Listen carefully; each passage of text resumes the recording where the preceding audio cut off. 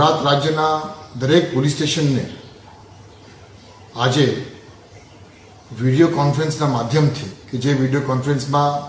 તમામ police commissioner, range વડાઓ અને પોલીસ અધિક્ષકશ્રીઓ હાજર હતા, એ સૂચના આપવામાં આવી છે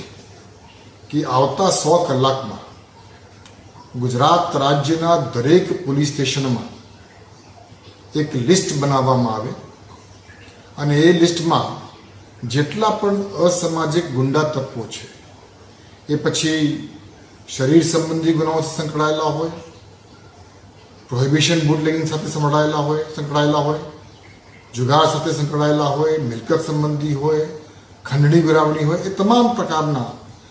અસામાજિક કૃત્ય કરનાર વ્યક્તિઓની યાદી દરેક પોલીસ સ્ટેશનમાં આવતા 100 કલાકમાં તૈયાર કરવા માટે